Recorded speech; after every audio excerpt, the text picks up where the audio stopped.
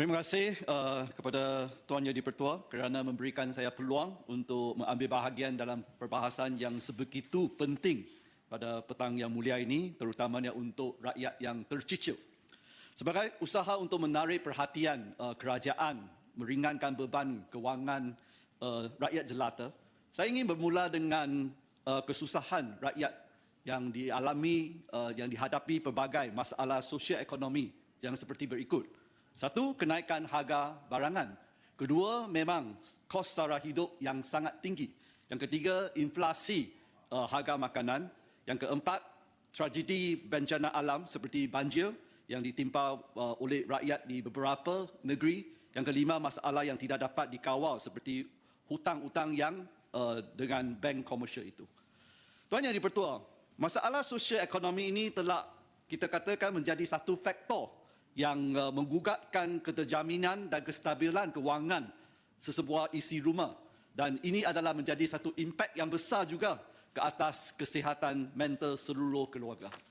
Tuan Yang di-Pertua, di sini saya nak ambil kesempatan bukan saja tegur dan nak mengkritikkan atas keputusan kerajaan yang tidak prihatin, kerajaan yang tidak mengutamakan rakyat.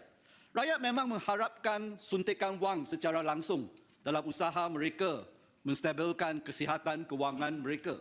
Dan kita sudah dengar pelbagai runggutan, kesedihan, permintaan, permohonan, dan kebanyakan suara-suara rakyat itu memang menyedihkan. Bila kita minta tindakan kerajaan, mereka jawab jaga KWSP pula. Inikah kerajaan rakyat? Adakah kerajaan sudah lupa rakyat mengundi mereka? Kita semua tahu bahawa bantuan-bantuan yang diumumkan oleh kerajaan campuran ini tidak akan mencukupi dan ianya hanya sekadar hiasan dan propaganda politik sahaja. Saya nak ambil kesempatan itu memaklumkan kepada Perdana Menteri dan juga Menteri Kewangan bahawa apakah sebab-sebab rakyat mahu mengeluarkan KWSP.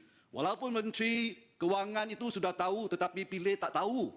Tetapi nak katakan rakyat memerlukan wang secara langsung dalam menyelesaikan masalah yang timbul satu demi satu. Mengapa? Ini adalah sebab kegagalan kerajaan menguruskan masalah sosial ekonomi yang tadi saya senaraikan.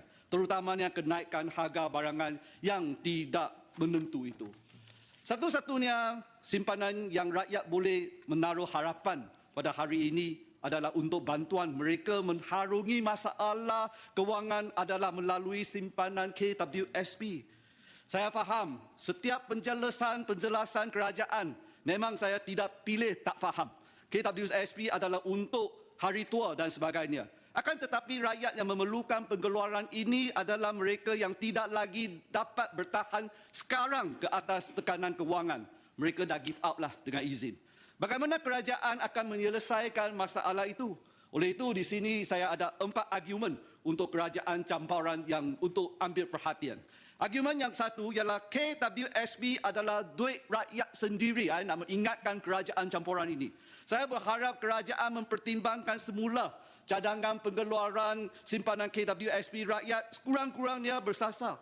Ini adalah kerana ramai yang masih sangsi dan tidak bersetuju dengan usul kerajaan untuk menjadikan simpanan mereka sebagai cagaran untuk berhutang dengan bank dalam membantukan mereka dan bukan membenarkan mereka menggunakan simpanan mereka diri sendiri. Kalau ikut sistem cagaran yang dicadangkan oleh Yang Amat Berhormat Perdana Menteri yang ke-10 Anwar Ibrahim, berkemungkinan hanya beberapa pemohon yang layak kerana terdapat banyak terma syarat-syarat bank komersial yang perlu dipenuhi oleh peminjam termasuk skor kesihatan kredit. Apalah kerajaan ini? Rakyat minta untuk keluarkan wang diri sendiri untuk membebaskan dirinya dari hutang. Mereka pula minta rakyat pergi hutang balik dan jaga KWSP.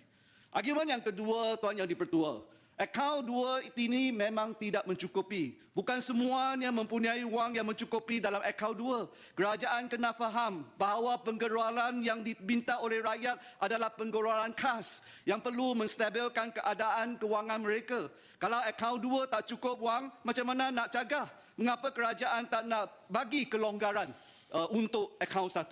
Mengapa perlu bersandiwara tekankan akaun 2?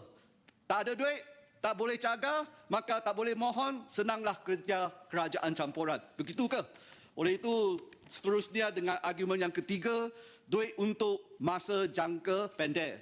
Kerajaan juga perlu faham bahawa kebanyakan daripada pencarum yang memilihkan untuk mengeluarkan simpanan mereka demi menyelesaikan masalah jangka pendek yang timbul secara mendadak.